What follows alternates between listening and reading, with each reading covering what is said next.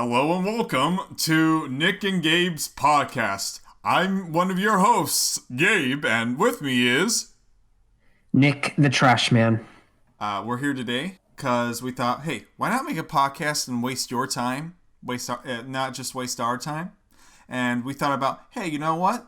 This decade's just about over, just about finished, just like the rest of our lives. So, hey, why not think about the most embarrassing, worst movies that have come out in the decade? There's a lot of stuff out there like retrospectives, best of, worst of, but we wanted to do something a little more interesting. We both are into movies and we've seen a lot, and we thought, why not most embarrassing movies? That could really mean a lot of things, but we'll get into that. So we tried this last night by going through 10 through 6. But the problem was we were having a little trouble telling about the synopsis and also the fact that the other person probably had not seen the movie or was as spirited as it. And so we were having this little weird, a diatribe without like having an actual conversation, making it interesting, and it felt more spread out than it needed to be. So now we're going to try a little interesting challenge. Why don't you explain to us what that challenge is, Nick? Yeah, to summarize what Gabe said, last night we attempted this. It just went on too long and it was boring. So to put a spin on it, we're going to keep the original rules, which are that we have each created a top 10 list, and we have not seen what the other person has created. So it's going to come as a surprise to both of us when we reveal our choices. We're going to go back and forth, each person in ascending order, revealing their choices all the way up to number 1.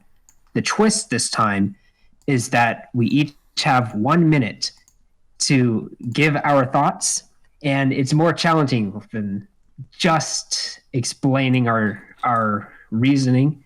It's kind of a game now because the other person has to grade the person defending their choice based off of whether they think they've hit all of the nails on the head. If it's a movie that we have both seen and we can think of a moment that really defines this movie as being an embarrassing film that was not mentioned in the other person's rushed 1 minute spiel, then we could really grade them and say, okay, I'm not going to give you a point for that because you missed this obvious thing that's like what everyone thinks of when they talk about this movie. But if we're feeling nice about it, we can give them a point. And whoever has most points by the end is the winner of the shit trophy that means nothing. I'm sorry to say, Nick, but you just explained the rules over 1 minute. You might lose points over that. I'm a handicap already. So, would you... How was I? How was I, by the way? Pretty good. I guess. No, I mean, how close was I? To be honest, how long I was over? going by time that I was holding my breath. I'd say my breath was pretty held. So a little over a minute. Okay. All right. Okay. We got our lists ready. We got our memes out of the way. I took about an hour last night doing this last second, of course. And Nick, being autistic as he is, spent the entire week working on it meticulously, making not really changes. Not no, really. But, he mentioned this a fucking week ago and kept talking and reminding me about it being this whole podcast. But okay, I brought it up a week ago, but I made the list last night. All right. So fair. Now let's... And as one last minute thing, just for anyone tuning in, if anyone is watching this, if you think this is a really stupid idea, that it's pointless and that we're wasting your time, and that like this is just a recipe for disaster and it's going to go horribly wrong, well, I mean, isn't that why you're here? Nick, I mean, I'm going to let you know that almost took a minute. Thank you.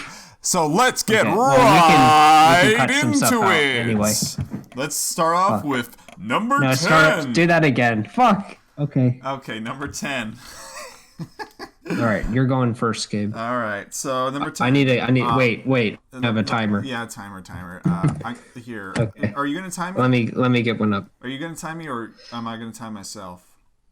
Oh no, the other person's timing everyone. All right. I mean, you could have your own stopwatch. That's fine. Okay, so I'll let you. Wait, is that what we decided, or did we? No, let's I just. think we said you time each yourself. Yeah, but yeah, say stop if you think I'm bullshitting over the time. I'll edit this part out, maybe. Okay. Okay. So what are we doing? We're just doing. Okay, you have to do a full summary, It's not full. no. It's You have to do a brief. You have to do a brief summary and explain why you picked it. no. Right? You have Or to just talk? You have to Okay. give a summry why it sucked. Summary of why it's like, embarrassing. Okay. Why it's embarrassing, basically. It's okay. So I'm gonna start in 3, 2, 1. Number 10. It would be the Prometheus and Covenant's Alien trilogy in the making. Ridley Scott really pushed the fucking note on this. We got retard scientists hugging the face huggers for curiosity's sake. Got weird ass generic Ridley who ends up just ends up being stupid. Giant donut wheels that run over people that are like directionally impaired. We got a cult like following of shit that happens in the background, but not really with the thing. It's kind of like some kind of anthology or man-made myth, but it all fucks it up in the sequel, going for a more traditional thing. Me and Nick laugh over it, and overall, Ridley Scott kind of sold out with this and could have been a better job. End. Okay. Okay, that was good. It was right on the money. And it was right on time, too. Yeah, right on. Well, right on time is what I meant. Okay. Let's see. I'm gonna be a hack right out the gate. I'm only gonna give you half a point, Gabe. Okay. Because I felt like you were not clear about whether you were talking about Prometheus or Prometheus and Alien Covenant together. Oh. All of your talking points were about scenes from the movie Prometheus. You did mention the part where Charlize Theron's character is being chased by a giant donut. I did. But you did mention such classic moments like the fish swimming out of Halloran's eye, the alien goo, the white slime, the cum, God. all of the juices, all of the ethers, all of the fluids. I mean, Prometheus is a film that is a sensory experience. If there was a dimension of felt attached to movies, which is Martin Scorsese's dream come true, then Prometheus would be the best movie ever made, because you would just have a ball feeling all of these different disgusting things in the film. And that didn't come up. All right. Okay. Sorry. I'm a fan of Prometheus, so by default, I'm not going to give you full points just because I feel like it doesn't belong on the list, and I'm an asshole. Sorry. Okay. Well, just letting you know that was over a minute, so I'm going to be taking points off. Oh shit! A second handicap. No, this is like Mario Party, but worse. All right. This can't be happening. Don't tell me this ate into my time. Okay. No. Never mind. All right, I'm getting ready to start. Right. Okay. So for my number 10, I went with the Tim Burton remake of Alice in Wonderland. It's kind of fitting. This movie came out right at the turn of the decade. It was a big 3D disaster. It's a very ugly movie. That's the main reason why I put it on this film. It's a movie that is sold on its visuals, its production design, its special effects, its costume, and all of these aspects, which should be the driving force to seeing a movie, an adaptation of Alice in Wonderland by Tim Burton. I mean, come on. And yet, it is just disgusting to look at. The fact that this movie won Academy Awards for costume design and art direction is insulting. It makes the movie embarrassing enough, but it also reminds you of how embarrassing Hollywood and the Academy can be. Not to mention, this kind of started the whole span of Disney remakes of their animated movies, which no one really likes. It's just a big, expensive trash dump. And end. Okay. Time for points evaluation. I think I did that in one breath. Yep. Fine. Okay, so, what do you think? Point evaluation. You gave me. It was all about that one movie and also the trends that were going to be coming off of it and its success. However, while you did say it looked like CGI garbage, you missed a lot of detailing the details of what it looked like. I remember last night you saying something like it looks like a My Chemical Romance type music video. I did. I said it looked like an emo, like Green Day music video. Yes, last night, but you did not mention it here. So, if only we're being fair, I would only have to give you half a point in this case. Okay, that's fine. But what do you think of just like arguing about the movie in general? The movie in general, I have very small opinion of the movie. I only remember that the accents were so thick that I could not understand anything they were saying. And it is not just because they are Irish, Scottish, or British. It is just really thick accents that made the movie ununderstandable. And I don't think that's true, but that's fine. That's fine. Okay. I'm not going to argue about that. Okay. I mean, I'm not going to defend this movie. So okay, you do that. Put it this way: if the movie was better and more interesting, you wouldn't be hung up on something like that because it wouldn't really matter. Wonderful. So, 1 second. Let me get the starter. And okay. Number 9, Unfriended. So I ended up being so obsessed with this film because the whole movie is in the trailer. Obviously, there are no spoilers. Everyone is killed in the exact way they're shown. Most of the movie is just set up, build up. People die in the most ludicrous ways. I would say the only reason I kind of like this movie is because there's some art in the artifacts and how it's implemented in the movie behind the kills. But the kills in themselves, the way people act, while they are teenagers, they're shallow and horrible. It's an okay like little drama behind this horror story, but everything with like a girl dying by deep throwing a fucking hot iron, guy putting his hands, getting chopped, the guy showing a sign that then shoots himself, and then finally the ghost ending with a laptop, closing the laptop of the thing and then killing the girl. And yeah, dumb movie. Okay. You went a little over a minute, but that's fine. I'm grading you more based on the content than sticking exactly within the 1 minute mark. Right. I thought that was a pretty solid breakdown.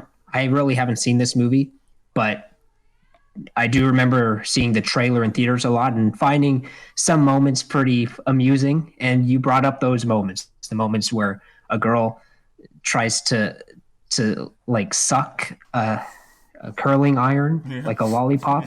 And of course, the madman, when the moment where the fat guy sticks his hand in a blender, I imagine they're being possessed. Wasn't this film rated PG-13? Yes. Or something? Okay. It's crazy that scenes this violent are dumbed down enough to be in a PG-13 movie. Yeah, I watched this in Neptune when we were with Nightcrew. Only me and Eric were kind of watching this fucking movie. I was the only one really paying attention. Well, I remember because that was the second feature of the night that started with Poultrygeist. Oh. Ricky and I were out. Right. I couldn't do another movie after that. Another Gabe recommendation after that. I was out. No, it wasn't then. It was another afternoon. It wasn't the same night as that, though. No, it definitely was the same night. Maybe this is a mystery. The ghost is manipulating our minds, and this. Okay. All right. Okay. I thought your summary was a little loose. You kind of. Some things you said were a little confusing, but I mean, you are rushing in the 1 minute time. So given all these factors, I'll give you a full point. Full point. Okay, cool. The only thing I failed to mention was all the copycats that ended up coming out after it. Being everything. Yeah, that's true. That's true.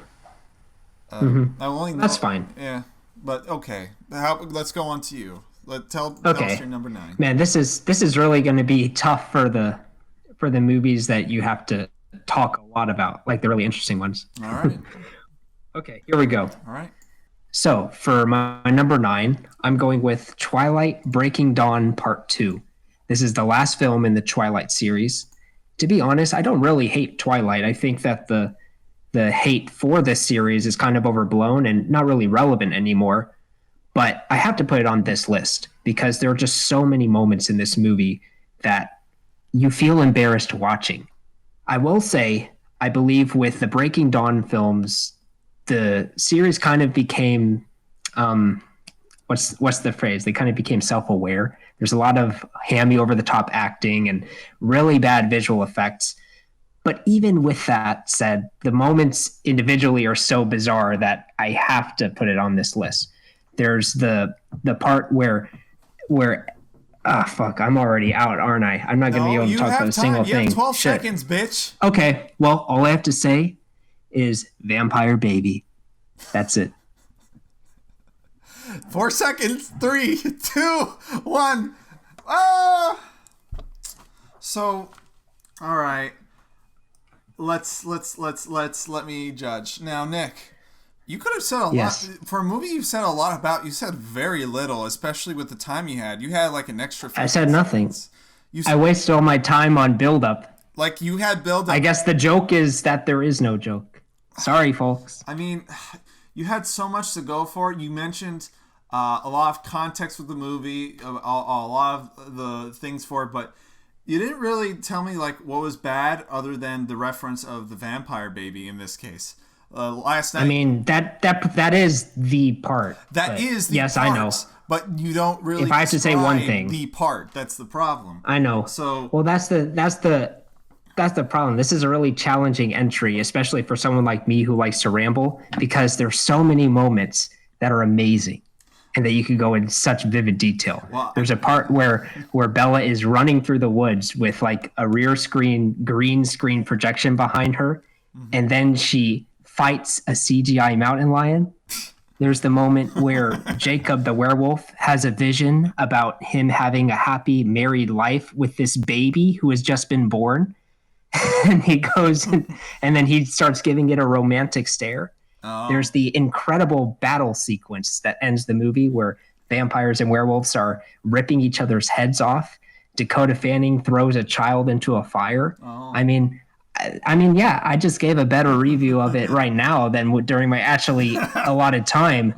But I guess for people listening to this video, I mean, the real purpose is to get these movies out there. Know which movies are worth seeing, which Twilight Breaking Dawn definitely is, and which movies you need to avoid.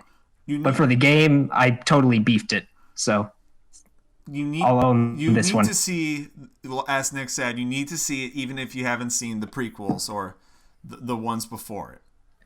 Just see. Yeah, even if you don't see any of the other Twilight movies, jump to Breaking Dawn Part 1 and 2 because they have the entertainment value. I give you the Nick seal of approval. Okay, so you give me no points for that one? I don't want to give you a 0.5 because your last point was better than this one. I would want to give you a 0.25 in this case. Oh my god. Okay, cool. Because, yeah. I'm trying to be... So you're in the lead then. 1.5 to 0.75. Yeah. Jesus Christ. I'm doing this fair as I can. So, let's go. Let's get to number 8. The Dark Knight Rises starts. Now, being off the high of The Dark Knight, and this is 2012, this is one of the first movies I started to view critically when I got into film criticism. Everything from the Bane scene, everything with Bane makes everything ridiculous and into a meme. But while it was like interesting to see him as a villain, like everything that I look back at it now looks ridiculous. A lot of problems would have to go with the editing choices that Nolan is like his strength, but later on becomes his weakness as it starts fucking with the story. A lot of weird fight scenes and directions that really weren't meant to be there. A lot of acts from the characters are fucked up, and it ends up in this weird parable sense that really just kind of muddies the trilogy series. The end. Okay. I guess I'll give you a point for that. Okay. I think it's worth mentioning at this point that The Dark Knight Rises is not really a bad movie. I think it's a good movie. It's just the worst out of the three. But the name of this video is not worst movies of the decade. It's the most embarrassing. So movies like The Dark Knight Rises can make the top 10 because even though they have a lot of competent elements to them, like all the high stake drama and the soundtrack and the visuals, it also has just like ridiculous action scenes and goofy dialogue and all these other things that make you giggle. And as I mentioned before, Bane becoming a meme, and that is a reference to Bane posting. We've had a culture since 2012 that has gone completely by the acting performance of fucking Tom Hardy acting like some weird guy in front of a mask and making...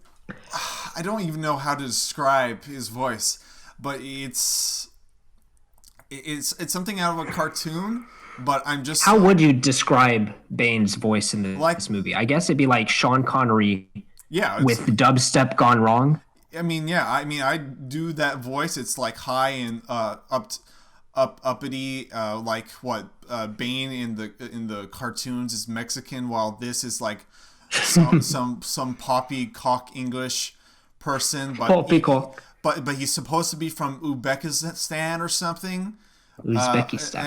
So I guess because also Ra's al Ghul is now a British actor, but also has a Mid-Eastern daughter. He I guess whatever. It's I could be an asshole. I'm tempted to revoke your point because the Bane scene, the first 5-10 minutes of the movie are so incredible that it transcends badness and becomes art. Of course. And I don't think I would consider that embarrassing. I think I would consider that like ambitious and exciting and masterful.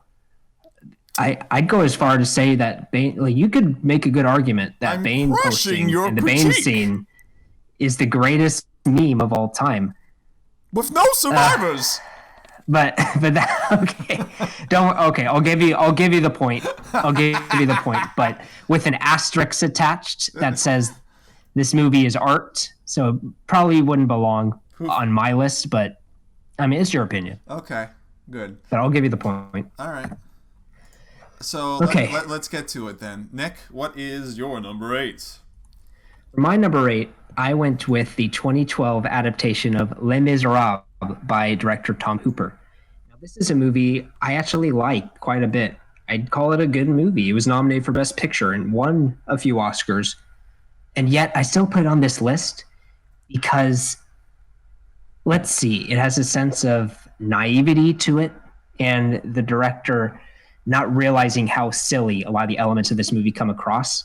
Everybody in the movie only talks via singing, and some of the actors they cast, specifically Russell Crowe, can't sing.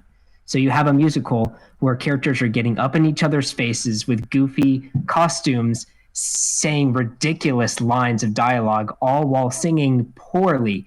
Russell Crowe alone is pretty much why this movie is on the list. But then you get moments like his death scene, where they add this comical sound effect of him dying. It's supposed to be the most emotional scene of the movie, and yet he falls on a whoopee cushion where he cracks his neck. And count. All right, Nick, I'm going to give you the full point for that one.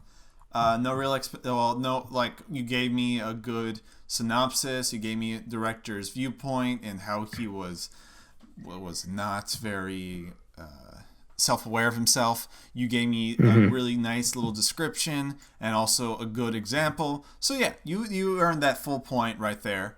And I thank you for the pity point, Gabe.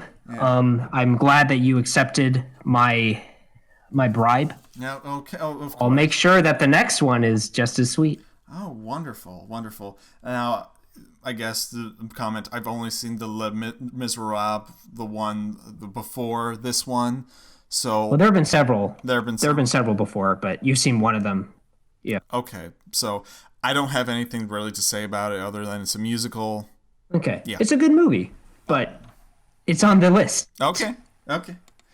All right. So It's a fun movie. That's a better way of saying it. all right. So now on to number 7. Let me get the timer. So number 7. Boo 2, May a Dear Halloween.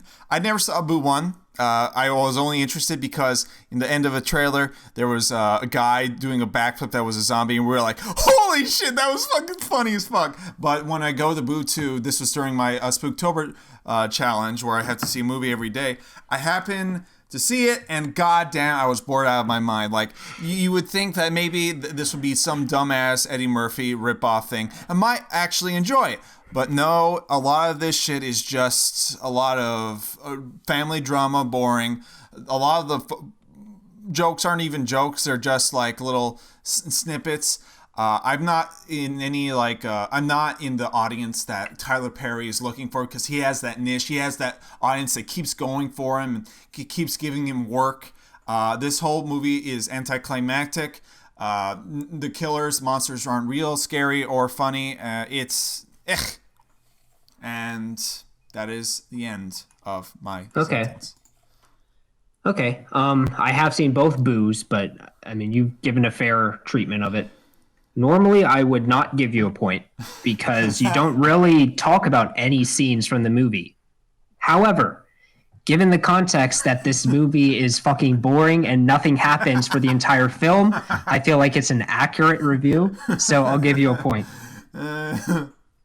Wonderful. Nick, you've seen Boo 1, I think. You've never seen Boo 2. I've seen both. Right? I have seen Boo 2. I've seen both of them. Oh, which one do you think is better? When I saw the first Boo, I thought it was one of the laziest movies I've ever seen. And then I saw the second one and realized Tyler Perry just made the same movie a second time. So I think Boo 1 is the superior film. Oh. It also has more entertaining stuff in it. Barely. But still. All right. So, all right, that was for number 7. So, Nick, what's your number 7? For my number 7, I'm going with Birdemic 2, The Resurrection. So the first Birdemic is a classic, so bad it's good movie. It is from this decade, but it's not on my list because I feel like it's just so much fun. It's a classic bad movie. However, the second film, which came out a few years later, tried to capitalize on the hype factor of the first one with a director who had no idea why the first one was even popular. So the reason why Birdemic 2 is the definition of embarrassment is because you have a man who just remakes and copies scenes from the original, not understanding why they're bad, and putting them in his movie a second time, thinking that people will love it just as much. He tries to add gimmicks like zombies, which end up being just nothing more than clickbait. They don't really add anything to the movie. This film is just like a sad TV movie like a Sharknado series would produce. Big bummer. And time. All right. I'm going to give you the full point. It's pretty nice description. Gets to the point. I didn't really say anything specific about the movie. I did mention the zombies. But there isn't really... tell me, is there anything really specific about the movie? To be honest, I don't really remember anything about the movie. There's one part where there's a CGI jellyfish that attacks someone. Uh-huh. I guess I could have said that one of my favorite parts from the original Birdemic is the song sequence. The guy in the bar with his original song, Just Hanging Out With My Family. They do bring him back for the sequel with a new song, but it's not that good. But still, it's a thought that counts. It's a thought that I guess I could have brought that up. All right. So, but no, there's not really much to talk about with Birdemic 2. No, right? The movie existing itself is why it's embarrassing. All right. So, we gone through number 7. Now let's go to number 6. My pick for number 6 is Amazing Spider-Man 2 starts. Ooh, baby. Oh, God. I saw Amazing Spider-Man 1. It was pretty inoffensive. I don't really remember other than the lizard was in it. And, like, nothing really happens in it to make it be offensive. Number 2 is probably the most boring fucking superhero movie that I've been close to before I've seen things like Fantastic. This is before the whole Marvel thing started and all these companies were trying. What can I say about this movie? It has 4 characters that revolves around on Harry, Electrode, Gwen Stacy, Peter. Everyone is, the whole movie is just talking, camera to camera, 2-shot way, and it's like a romance film. The director is only known for romance. There are some action sequences, but then you have these weird things like the Itsy Bitsy Spider and dubstep as Electrode's theme. You have fucking Harry Osborn with the green face. You got Rhino's Russian accent. You have all these weird Sony producer picks that makes this movie just a fuck up that goes and cancels the series to make Marvel combo wombo team Tom Holland fuck. And that is Okay. shit. Okay. Well, great job, Gabe. I mean, you kind of went over, but that's fine. I'll give you the point. I could not have done that better. You really, you got like pretty much everything. Yeah, I guess. I mean, this is another challenging movie to sum up in 1 minute There's about so much every individual shit. moment. There's so much shit. One thing I think is true of both Amazing Spider-Man films, but especially this one, is the tonal whiplash. When we saw it together, that was something that we noticed right away, and it never ends. Like from the beginning until the end of the movie, it goes from like really goofy comedy scenes, and then the very next scene is just like edgy, over the top depression, and then it cuts back. It's really jarring. But yeah, this, you brought up all the moments. I mean, the only thing that people hope for nowadays is that the Spider-Verse will include all 3 real-life versions of Spider-Man, or at least the Sony Marvel thing of all 3. Who knows? But Well, that movie happen. has, yeah. Well, Amazing Spider-Man 2 has 3 villains. You'd think with that many, one of them would be decent. They struck out. You know what other movie has I 3 mean, villains? even Spider-Man? even Spider-Man 3, even Spider-Man 3. I mean, Venom in that movie's kind of shitty, and Harry Osborn's Goblin is bad, but I mean, Sandman's pretty good in my opinion. So I'd say they got 1 out of 3. All right. Personally speaking, Amazing Spider-Man 2, they struck out. All 3 of them suck. Wonderful. All right, Nick, tell me, what is your number 6? Oh God, for my number 6, I have to sum up The Last Airbender in a minute. All right, okay. So let me reset and get ready and start. Okay, well, this is probably Shyamalan's low point. He's come up since then. But the reason why this movie is on my list is because as an adaptation, it is one of the worst examples I can think of. Now, I do think this movie would be better if you were not familiar with the Avatar show at all. But even then, you would probably still call it a bad movie because all the acting is lame. The main character can't act, and the dialogue is awkward and stilted. The action is ridiculous. There are little moments that stick out that once you see, you'll never forget. Like when they go to the Northern Water Tribe, and the leader of the tribe has a penis hairdo, and then several scenes later, that's all that you're thinking of. Or the classic moment where a bunch of earthbenders, like 40 of them, are doing this big move, and then it results in a tiny little boulder going across the screen. These are moments that should have been picked up in test screenings or in editing or it's something, but they left them in the final project. How embarrassing. Ding. Okay. All right, so we went a little over, but that's fine. So I'll give you the full point. You mentioned... All right. I mean, I gave you the same point for the same reason I've been giving you the other points so far. So... Yeah. Yeah, I mean, yeah. Like, I think we're improving. Yeah. There's nothing big that we've really left out yet. Yeah, nothing big. The first time I ever saw that movie was after I had seen the series, and this was during my Shyamalan run-through of all his movies, chronologically. Right. It wasn't so much as like a real about face when I was hit there, because I was so detached from that movie that it just felt like someone else made it. It looked like a cheap Chinese ripoff product, basically, and probably That's was. true. It's like if they didn't have the same names as in the show, and technically the way they pronounce them, they don't. If they did, if it wasn't for the recognizable stuff, this could have just been a ripoff.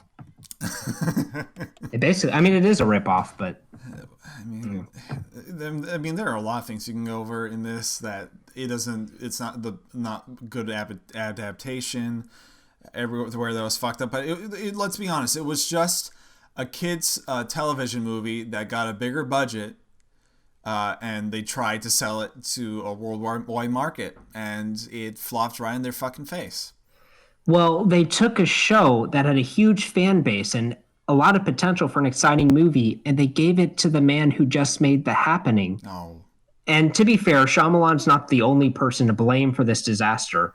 There's a lot of behind the scenes troubles that have come up as of light, but I mean they alienated the fan base and they made a product that newcomers would just think is bad as well. But Gabe, the real reason why we don't like this movie is because we're not European. You have to have a European sensibility to really understand this movie. is that what your Italian friends got out of it? No, my Italian friends hated this movie too, so I guess they weren't true Europeans, like Shyamalan, the most European man on earth. Shyamalan, full of piss. Anyway, we have gone. I wonder what a sequel would have been like. That's one thing I'm always curious about. It wouldn't have been good. That is all. Okay. So we've gone through our first half, the half that we had rehearsed from last night. How are you feeling so far, Nick? I think I need a quick break. I want to get some water. I'm gonna do the same. We'll be back in a second, folks. Okay, so halfway through, the score is looking pretty close, but Gabe, you are in the lead. Oh. I knocked off half a point for your Prometheus takedown, but other than that, you've earned full marks for a score of 4.5. I totally beefed it with my Twilight review, and you also knocked off half a point for my Alice in Wonderland talk. Mm-hmm. So I'm tailing behind with 3.75 memes out of B. All right, so let's get to our number 5. And start. No, wait, not yet. What? Too late, Gabe. Number You're already 5, tailing behind. Bye-bye, man. I'm throwing you off. Say it again. Say it again. All right. All right, let's start over. Okay. Number 5, Bye-bye, man. Start. So, Bye-bye, man. Blumhouse. Oh, holy shit. This was probably done by...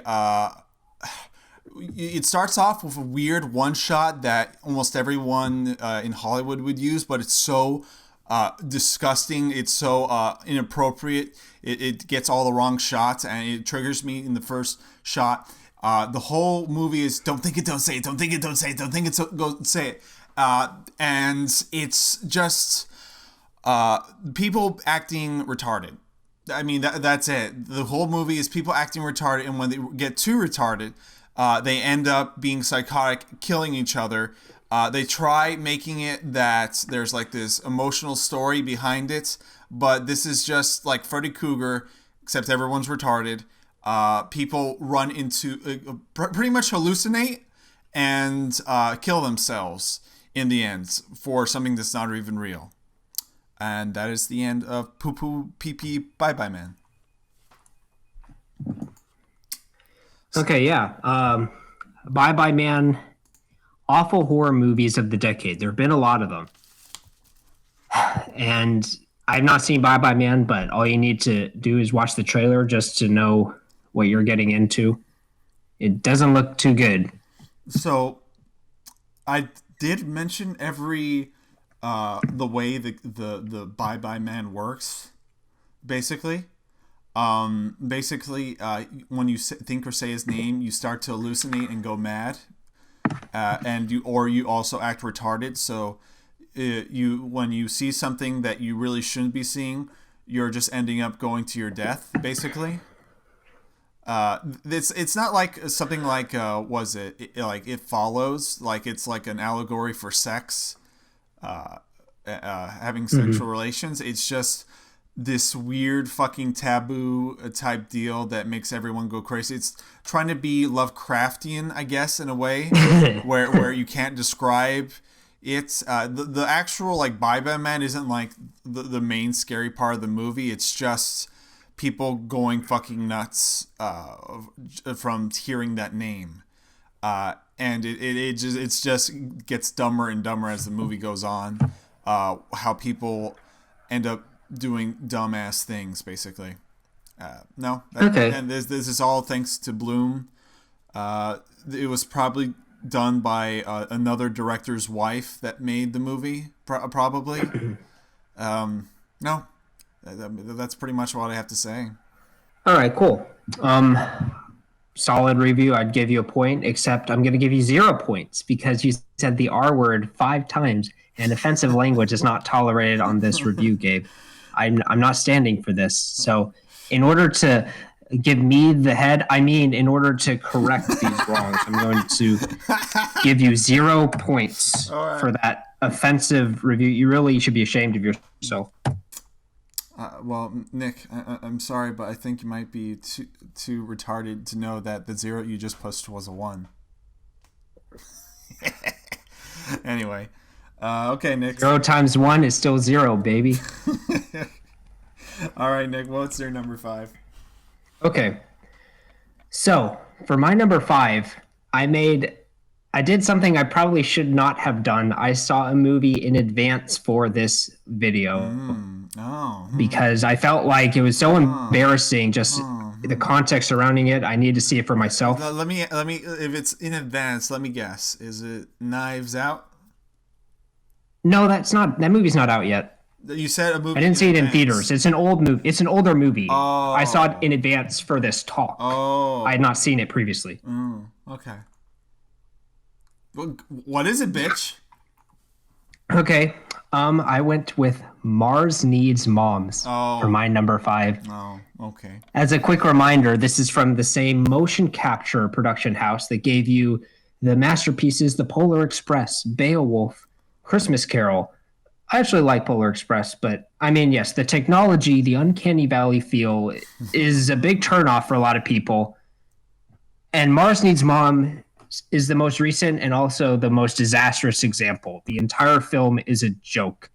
The tone and the story is pure insanity, and the characters are mad, and it all looks like a fever dream of ass. This movie looks terrible, but it also looks expensive, which is this paradox that's fascinating and strange. The fact that this movie is one of the largest box office bombs of all time is understandable, and it's hilarious that this movie was so bad it resulted in the complete destruction, the closing of a film studio. That studio doesn't exist anymore. Disney wishes this movie was never thought of again. We need to bring it back. That's something I want to say. And stop. Okay, so yeah, you want a little over again? In this case, I don't want to give you a full point because while you did mention how ugly, how everything was described to look, from if I weren't to look at like Google right now, I wouldn't be able to like see for myself how this movie would like it's similar to what you were trying to describe with the Alice in Wonderland. You didn't really describe the look of the movie, only that it was the production value, really. And so for that, I think I should be giving you a 0.5 value for this. That's fair. I take it you have not seen this movie. I've only seen maybe a trailer, but I do not remember this ugly looking, more expensive crap that you speak of. Well, this movie, it's not as easy to explain just why it fails as your typical bad movie. It's really unique. There's nothing else like it. Even among other motion capture movies, this movie is just nuts. It actually would be a great nightcrew movie. I had a great time watching it. Don't get me wrong. It's terrible, but this movie is insane. It's probably the most bizarre studio film Disney has ever made. And the uncanny valley feel is brought to the extreme because in the Polar Express, Tom Hanks plays several characters in that movie. A lot of people don't know he actually played the main kid. His motion capture performance was that kid, except they didn't make the kid look like Tom Hanks and they got a kid to voice him afterward. In this movie, Seth Green plays the main kid and they actually gave the kid Seth Green's head. and like that's the first thing you see in this movie and it sets the tone. There's more to come. So I think I love this movie. I'm not really talking about individual moments because I don't think any one sticks out over the others. It's just a 90-minute endurance of, it's just an adrenaline rush of insanity. It has to be seen to be believed. But considering it costs so much money, that's why it's on the list. It's just embarrassing that this is the final product. All right, then. Now, let's get on to number 4. I should make a mention before I do begin. This isn't a movie. This is more of a show. We did mention before that we could bend the rules just a little bit, and on occasion. Okay, you better have a good case then. Okay, I bring up... You're already in the red, Gabe. I bring up Samurai Jack Season 5 to the stand. Is that a good enough reason? Explain. And start. So, we've been waiting for fucking, 10, 12 years, and we get this bomb-ass 3 episodes, just like the original series. We get these bomb-ass 3 episodes where Jack is going full primal mode, killing assassins, running from people that are as competent as him. Beautiful 3x structure, and then the next 7 episodes happen, and goddamn, I didn't think we could be more disappointed. He gets in this weird fanship relationship. And you know what? Fine. This got weird and Gennady had some weird romance. Fine. But it ends up turning to fucking nothing. It goes a Gurren Lagann ending. He kills Aku, but in the most weird ass time travel. Oh, I killed him in the past, but now no one exists. And everything I've done for now. It's like Gennady put so much in the beginning, but then he stopped giving a shit right after. And it just all feels like nothing in the end. It feels like... Okay, good, but fucking Christ, come on, man, finish it up. And so you can imagine most of my analysis is going to be on whether or not this even qualifies. I'll give you the point. I'll suck her down. It was yes, Samurai Jack Season 5. I do think it's deserving of the title of Embarassing. It's just the quality control was all over the place with this series. It had absolute ecstatic highs and devastating lows. And one episode in particular is literally just a troll. I do think, I'll give you the point because even though I think it's a TV show, it has no place being here. It is a mini series. You could make the case that it's not episodic. It's one unfolding story for better or worse. And also, the majority of hack film journalists would tend to agree with you. If you do a Google search for best movies of the decade, I'm sure a lot of them would have the Twin Peaks miniseries on there, even though it's like a 25-episode TV show. They just put it on for no fucking reason. But if they're the voice of authority, then I guess I'll go with their wisdom and give you a full point. All right. Bueno. All right, Nick, tell us about your number 4. So for my number 4, I went with The Oogie Loves in the Big Balloon Adventure, another infamous flop from this decade. I've talked about this movie a lot. In fact, I've written a review that's like 5 pages long. So I'm not going to summarize every individual moment because this is another case where so much shit happens. But to give you the brief synopsis of what this movie is, It's basically like a PBS Kids Teletubbies ripoff that's only made from the perspective of marketing and trying to like put itself into the subconscious of 3-year-olds. It was a theatrical venture. It was a failure of a franchise. It has fourth wall breaking moments to try to get the audience to interact, and it played to thousands of empty theaters, and it was pulled out immediately after its first week. How embarrassing. So much, but you still have 12 seconds left. Okay, well, for your rule, all the celebrity cameos. Oh my God. Carrie Always as the bouncing bubble cowboy. Time, bitch. Nick, this is the second one. This is the second time you've stopped before you said everything you needed to. No, I stopped because I felt I said everything I did need to say. You didn't tell me about the whole all-star cast that ended up being in this film. You didn't tell me that Christopher... I did. I mentioned that at the very end. No, you mentioned it at the very end after you stopped, and then you didn't even mention like the big names like Christopher Lloyd. Like what? Christopher Lloyd is overhyped in this film. He's the biggest name, but he's not the most embarrassing person. Carrie Always as bouncing bubble cowboy, he steals the show. Nick, I know how much you've written about this. You had like so much material that I know you could have told me in a minute, and probably it was hard to improv, and I can understand that. But goddamn, son, you don't stop in the middle of the thing you've written 5 pages about, and just wait for the silence to go away. Gabe, I explained the context of this movie and why it's embarrassing. It's one of the biggest flops of all time. It is, but you didn't really explain to me, like, you didn't make me feel the experience of this movie. You gotta tell me. I made you feel the experience from a marketing perspective, Gabe. I spoke to your brain, how can you not do to that your if you heart. don't tell me what commercials or what marketing you did see for the movie? You gotta tell me these things, Nick. Well, I couldn't because there was no marketing. Oh my fucking God, this is kill me right now. Look, Nick. Gabe, I have Roger Ebert on speed dial. Let's see what he thought. Oh, you have the afterlife? What does he fucking say, Nick? He says 10 out of 10. Would listen to again. I gotta fucking go to Chicago and I gotta go to the gravesite and tell him to shove off. Anyway, I'm gonna give you. Give me an oogie lovely review. I'm going to give you an oogie-o out of 0.25 because you could have said a whole lot more, man. You want to hear something that'll make you cringe, Gabe? Sure.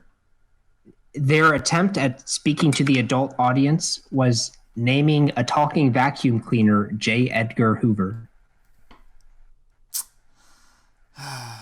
like a Hoover vacuum. Okay. I'll give you a 0.5 just for that. All right. All right. So now we're getting to the big 3. So now let's do it. Number 3. All right, top 3.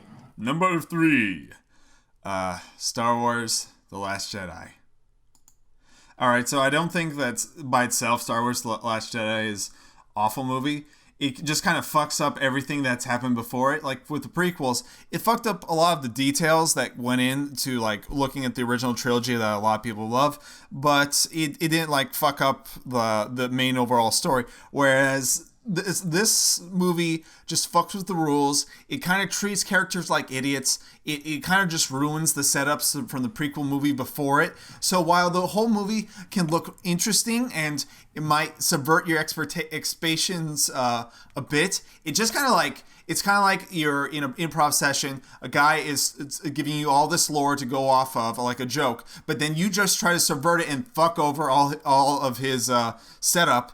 And now the next guy has to figure out what the fuck he's going to do. And you just realize you kind of fucked up this entire deal going forward. And everyone kind of hates you for it now. So Star Wars: The Last Jedi, everybody.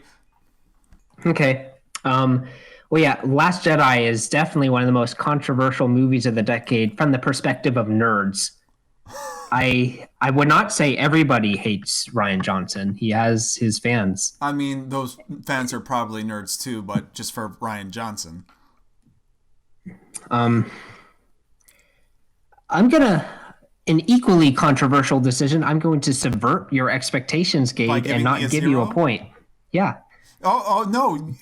My expectations were I was going to get a zero, so you're going to subvert it to getting me one. I subverted your subverted expectations because I was going on the promise that, or I was going on the hope that you would expect me to do something silly, and I did, but I ended up doing what you thought I was going to do. Gotcha. So I'm the true master so troll. you are ending. So you are going to give me a one. Okay, good to know. No, I'm going to give you a zero because of petty personal reasons. Okay. I didn't put The Last Jedi on my list because I don't think it counts as an embarrassing movie. Okay. I mean, yes, maybe. Okay, I'll give you. Let me explain myself first. Okay. You know all the fucking Okay, memes Gabe. that have come out of it. I know. Okay, Gabe. You've been trying to subvert my expectations. I can't take that. It's working. It's working. Okay, Gabe. Let me explain myself first, and then when I'm done, I'll give you another chance to defend yourself. Okay, Does that sound fair? Go ahead. Okay. So the reason why I don't think this counts. Okay. The title of this video is the most embarrassing movies of the decade. And I want to hear, after I talk, I want to hear your definition of an embarrassing movie. The way I understand it and I interpret it is that an embarrassing movie is different from being the worst movie of the decade because it has to be really ambitious. It has to have huge goals that it sets out to accomplish, and it just fails miserably. Or maybe the presentation is awful and you just laugh at it. The Last Jedi, I don't think qualifies because that whole movie existed to trick all of the people that were expecting a conventional Star Wars movie. It's just petty subversions for subversionist sake. But Rian Johnson is a troll, and that's what he planned to do from the beginning. So in that sense, I think The Last Jedi did exactly what the director wanted it to do. I mean, yeah, it's cheap, and I hate it for that reason. But I mean, it's an accomplished movie. It got the job done. So my defense, I think Rian Johnson was ambitious. The way that somehow he got hands on the script, he didn't just make a regular Hollywood movie. The Kathleen Kennedys of the world, the producers who would usually just make a regular old script and just try to redo Empire.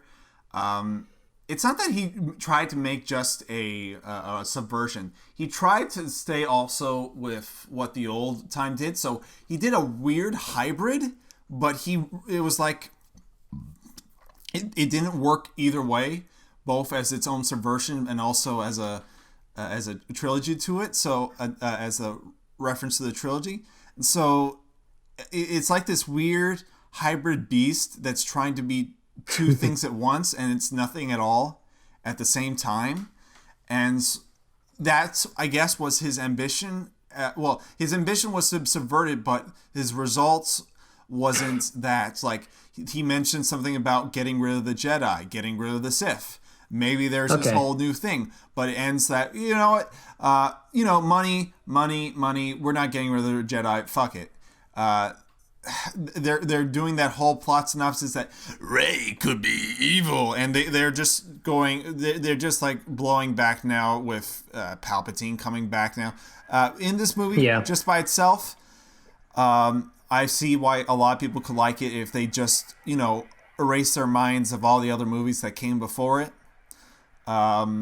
But otherwise, it is embarrassing.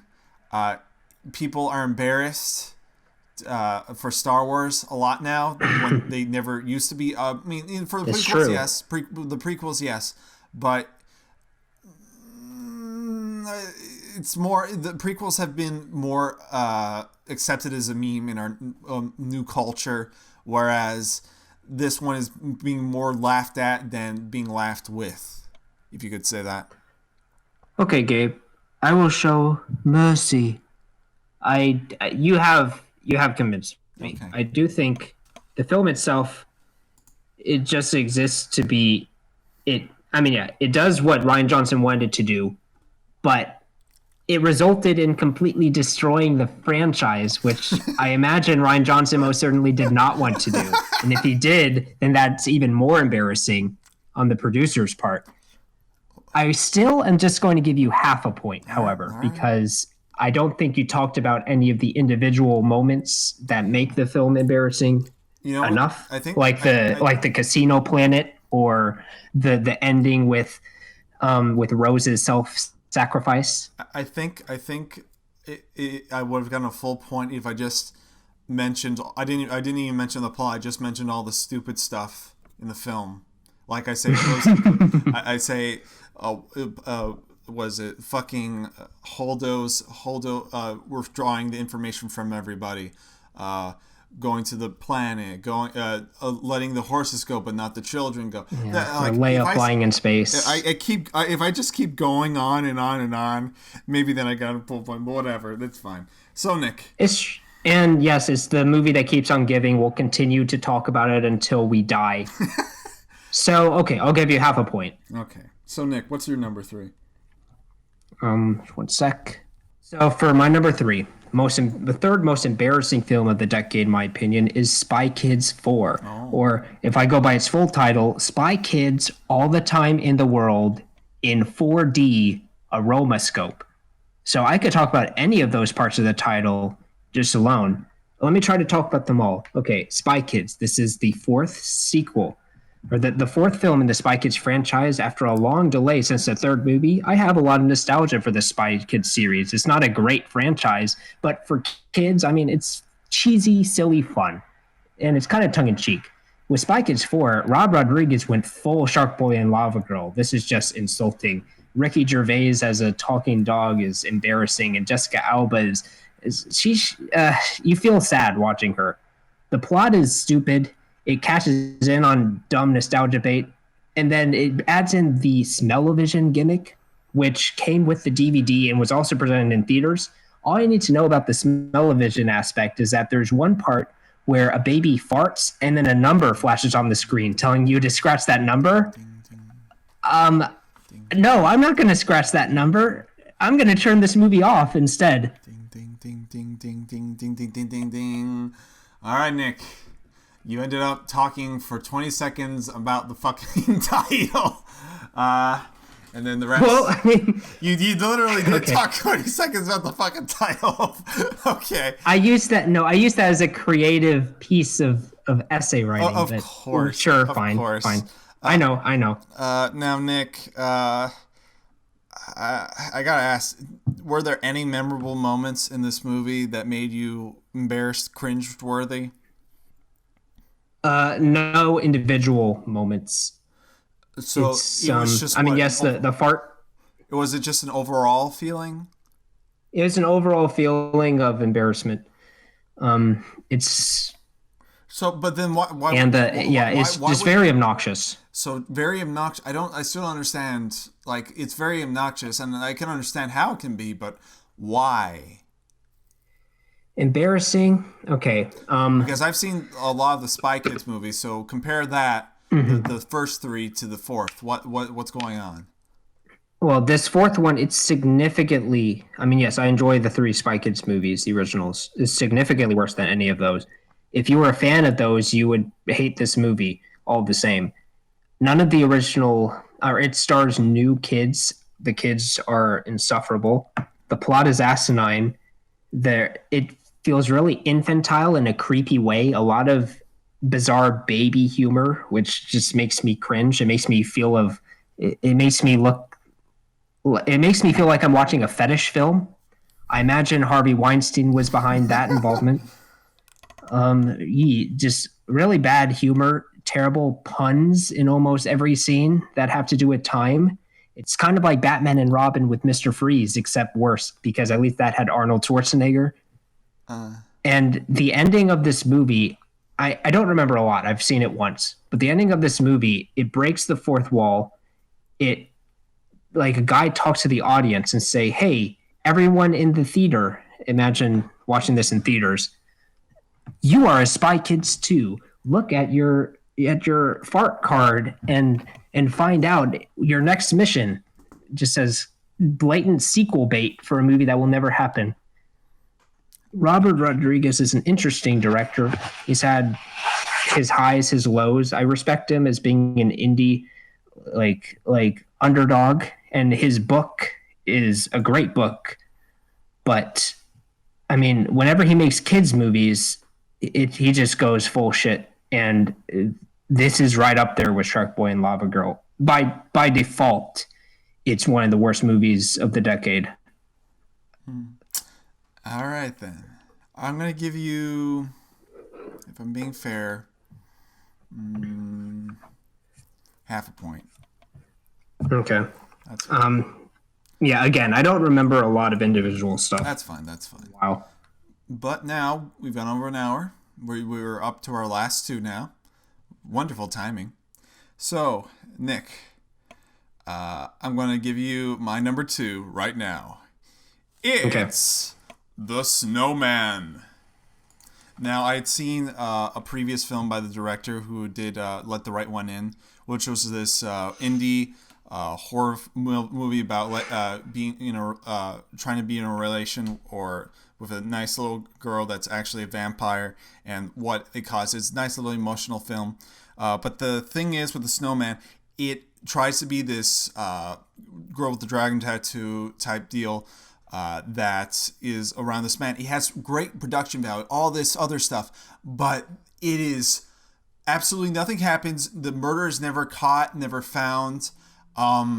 Everything is like a lapse in memory because it goes from plot point to plot point to plot point, to the fact that even if you look at the original script, it goes to politician, a lot of red herrings that lead to nowhere. Even the director got cucked by the fucking studio. He disavowed the film, and Sony is garbage for that. And that is the end of the thing. Okay. So can I just give some? This is just supplementary. I watched this the same day I watched Boo 2 Medea Halloween because spectacular. What a fucking horrible day that was. The Snowman. The whole idea of the trailer was to what that the killer put the victim's body parts in the snowman, and you think that'd be pretty simple, but goddamn, the whole thing becomes this whole political drama that ends up fucking nowhere. I think one of the actors in there was some was it Robert Downey Jr. or was it Jack I forget, it was one of the X-Men, but no, Fassbender. Oh, Fassbender was there, but it was such a waste of time, of the actor's time, of the director's time. The director, there's like actual effort to put into the cinematography. That Thomas Albertson's a good director. He's made some really great movies. But the cinematography for the smallest of things is there, but the story is just so fucking pale and garbage. It's like you look at one of those mystery thrillers you might see at the airport, you read it, and you're saying, my God, I'm bored as fuck out of my mind. Mm-hmm. But no, go ahead, Nick. You can speak now. I'll give you a point. This thanks for allowing me to give a rebuttal. I think that this movie is deserving of the number 2 slot, but more so from a technical aspect. Just as a general turn your brain off movie experience, it's very dull, very boring. This is not a movie that I would recommend watching for so bad it's good potential. It's just something that you instantly regret watching. However, from a technical perspective, yes, it's a disaster. Like the editing, the way that the story flows, or should I say does not flow. It's just very, very poorly made. It's like it literally is an embarrassing movie in the sense that they released this. It's not ready to be released. It needs at least another run through the editing bay. This is like a first draft. Yikes. Okay. I do. Yep. Yeah. Yep. I also think I agree. You probably had a terrible day seeing this in theaters with Boo 2. I also saw this in theaters, but I'm sure I had a much better experience because I saw this in between an art film called Faces Places, which was pretty good, and the animated art film Loving Vincent, which was also pretty good. So I got a bit of a palate cleanser, and you got nothing but suffering. Yeah. Would you say that day and that experience watching it added into you placing this so high? I wouldn't say so. I would say if I even watched it by myself, I would have hated it just as much. Yeah. Okay. Yeah, that's fair. But yeah, full point. All right. So, okay, Nick, what is your number 2? Okay. For my number 2, I'm going with The Hobbit, The Battle of the Five Armies. Oh. You can make a case for the whole trilogy, but really, I'll go with the last one because this is what it all leads to. Context for a little bit. This movie is like probably the biggest, the most expensive, the most movie, like outside of Disney for sure. And I just feel so embarrassed watching it. There are so many moments that are ridiculous. There's a moment that is not in the book where Gandalf and Saruman and Lady of the Lake, they all come together, and they're replaced by stunt actors that are clearly like 30 years old, and they're all jumping around goofy. The battle scene is like 2 hours long. There's the henchman with his fart humor, and he cross dresses and he steals fish. There's the dwarf with a mohawk. And the only experience I would recommend watching this movie is with the Mortal Kombat soundtrack playing during the fight scenes, because that would add more entertainment value. Okay, am I over a minute? Just a little, but I'm not going to count it. Okay. I cannot summarize this film in a minute. This whole series is like 9 hours. I'm going to be honest. I'll give you a point for that because I never cared to watch the end of the Hobbit movies. I saw Smaug and the one before it. Well, right off the bat, okay, this film is embarrassing from the first scene, because the end of the second film, Desolation of Smaug, it's this extended like 20-minute fight scene with all the dwarves fighting against the dragon Smaug, and they capture him. And then at the very last second, he breaks free and flies to the village with the implication that he's going to burn it down. And then that's like a cliffhanger ending. Well, guess what? They kill him before the title appears in this next movie. So it was all bullshit. Okay. So right off the bat, you're like, oh, shit. And then that adds another problem, because this film still has 2.5 hours to go. And the dragon's dead. What do you do? So the whole film is just people like sitting and arguing about gold. And then the second half, they fight for 2 hours. For gold. It seems, or they fight for an hour and a half over gold, yes. And in that, you get scenes that have to be seen to be believed, mostly involving Legolas. In this whole franchise, but especially this movie, they make him like the level 99 god character.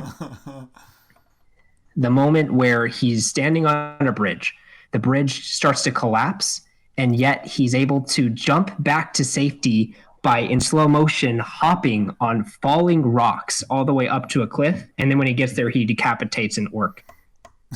Oh my God. Oh my God. That scene alone is all the proof that you need. Evasion tactics, critical success. So, Nick, we're finally here. We're finally at our number ones. Before we reveal them, I'm pretty impressed. We have not had a single crossover entry. That just shows you how diverse this decade was with embarrassment. Diverse in our meaning and diverse in the decade, yes. Yeah, diversity in failure. But if everyone's a loser. If we are truly aligned, Nick, I think that number one, might be together. Could this happen? Could our number ones be the same movie? I wonder. So, well, you go first whenever you're ready. All right. I was going to think maybe I could say all three of these films. But, we need to pick one, but I'll try to stay with the one. So, for my number one is going to be To Boldly Flee, a Channel Awesome story. And start. Okay, explain. We've been through Kick-Assia. We've been through Suburban Nights. The cringe, the laughs, the horrible references, the in-jokes, the tragedy, the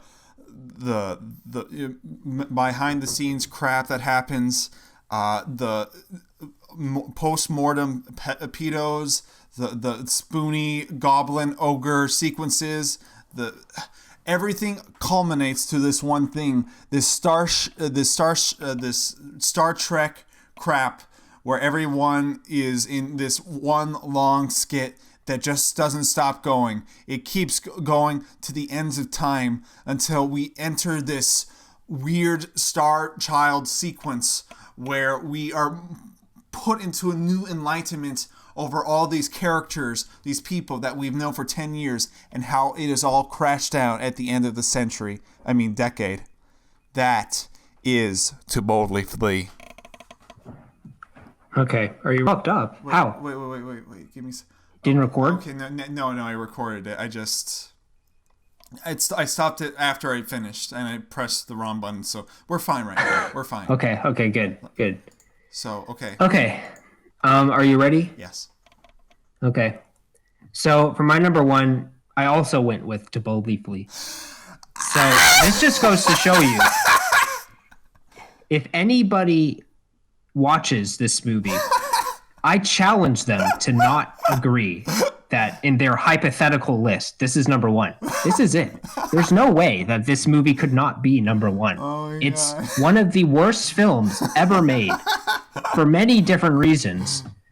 The Doug Walker Nostalgia Critic saga is a Shakespearean epic, a Greek epic that should be told, a tragedy that should be told from generation to generation. With this movie, he makes a nearly 4-hour epic that culminates all of the internet autism into one giant mess of ass. Okay, why is this the most embarrassing movie of the decade? Well, a lot of the movies on my list have had silly moments, individual scenes that make you cringe. With this movie, everyone who was involved making it regrets that time and wish they could undo this movie. And everyone who watched this movie when it came out, who was a fan of the Nostalgia Critic, today they regret liking it. They look back at those times and cringe. I used to think this was good. It's a real game changer. This movie, I think, in many ways defines the whole decade. To Boldly Flee. It's where to start. The whole trilogy is one special ride going through all of it. The first movie, Kick-Assia, is actually somewhat enjoyable to watch. And if you really go back, there was that 20-minute anniversary brawl video, which was more of like a classic YouTube video. It was a sketch. But later on, as we keep going, it ends up getting worse out of the actual amusement factor and going into the cringe factor. I would say the only true amusement that we could really get out of To Boldly Flee was Spoonie coming out. That fucking glorious. I don't even know what to call it. It was some primal fucking. I don't know. There were a few moments. There's like the like Benzai, I think is his name, or I forget. But someone who does like a Goku Dragon Ball Super Saiyan charge. I mean, that's maybe that was like a jump scare. Maybe that's why it got me. But no, I'm not going to defend this movie. With the exception of that scene of Spoonie coming out of the vault, every part of this movie that would generate a laugh, I would assume is because of exhaustion or desperation. This film is an endurance. And one thing that I found impressive about watching all these films in sequence is that with each movie, you're astounded by its awfulness, and you can't expect how much lower Doug Walker could stoop. And yet, with the next movie, you look back on the previous film with fondness and nostalgia, and you wish you were watching it instead. I remember when we saw Suburban Nights and we were like, holy shit, Kick-Assio looks like Citizen Kane compared to this. And then To Boldly Flee came, and we realized just how sad the world was. Those were great times watch together. I think like every group has that moment in time where some people see the room, and sure, that's fine, but that's only a once in a lifetime thing. But you get to experience the same cringe in different variant packages 3 separate times, and every time is a journey, and we find each other in that journey. Because Well, I don't know if I would even recommend this film in the same way that I would recommend The Room. The Room, I think, as an entry level bad movie, you could recommend to just about anybody. They'd understand it on a surface value that this is funny. To Boldly Flee, it's like a horror movie. It's something that you should speak about, but not actually watch yourself. not It's watch like we by watched yourself. it, so you don't have to. Basically, Yeah, yeah. It's something you really don't want to watch by yourself. And if you ever do, well, maybe you want Doug Walker to shoot you with that gun he always does his intro with. but talk about ambition. You have, I mean, the whole Doug Walker saga. There are like hours and hours of content on the internet just dedicated to talking about his legacy, which we can't even begin to get into. But by the time To Boldly Flee came out, Doug had already established this massive mythos, all of these interconnected internet reviewers with lore and backstories and crossovers and character arcs. And then, and then they all culminate in this 4-hour epic. Endgame before Endgame. And then, I mean, any aspect of this film is embarrassing, but just one that I'd like to bring up is that this film was supposed to mark the end of the nostalgia critic. The movie ends with Doug Walker becoming a god, a literal new space baby, in a ripoff of the ending to Akira, because we learned while watching this film that Doug Walker is incapable of producing an original thought, and everything in his movie is just a parody of an existing property. But in any case, that ending didn't even last long, because I believe in the same year, or at least a year later, he came back. He sold out, and in the process, he lost a lot of his content creators. They came out against him for various cringeworthy reasons. I just want to let the audience know that we did not know each other's each other's choices. We did not know each other's number ones. We just happened to align the stars, and just come to all together to know that To Boldly Flee is the most fucking embarrassing movie of this entire goddamn forsaken decade. If not ever, but certainly this decade. And I mean, even Doug Walker himself could not top To Boldly Flee. He still makes content, he still makes cringe, but there will never be another To Boldly Flee. It was just a miracle moment in time and space, and it will never happen again. You just had to be there. All right. Or I guess you should not have. Maybe everyone who was there is now cursed forever. We have to carry this burden of knowing what To Boldly Flee is. Okay, Nick, so we've gone through all our top 10. Let's count our points. For you, I have, let's see, 1.75. Yeah, and for the record, I think I'm giving you a full point for To Boldly Flee. So am I. I think we're both getting one each for the last round. Yeah, so let me see.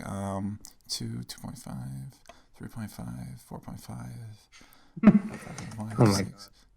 So, Nick, you get... Fuck. I think you get a 7.25. Yeah, I got the same thing. For me or for you? For me. Okay, so then what did you have for me? And then for you, I think I have an 8. Boy! What do Yeah, I? you win. You definitely win. You're much better at summarizing these things. I guess. Sidetracked.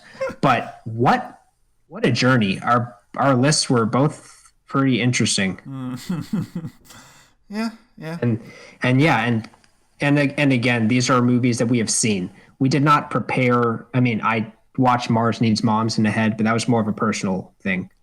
We didn't like research all of the worst movies or stuff that we thought could work and then watch them in advance. This is just based off of our past experiences. There are a lot of movies we have not seen that probably could have made this list, although probably not number one, but we just wanted to give you our opinions.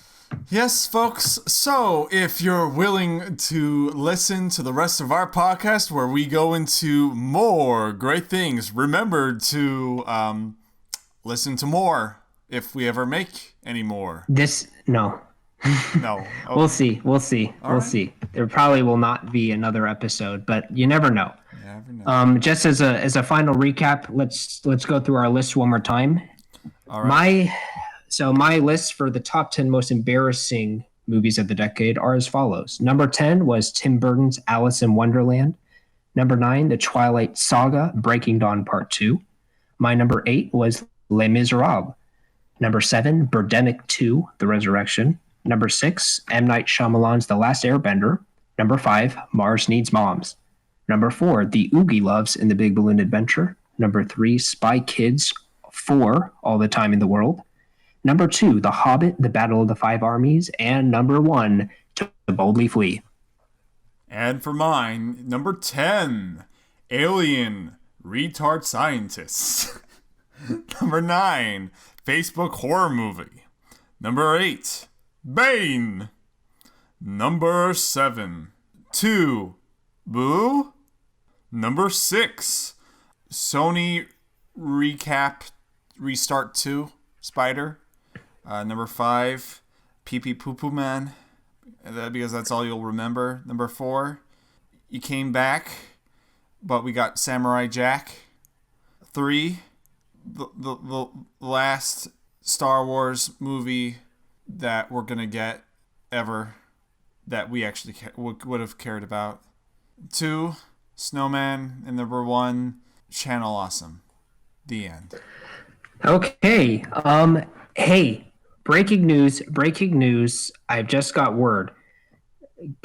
Due to a bullshit technicality in Gabe's review of The Snowman, he said that this was a Sony film and that Sony should be ashamed.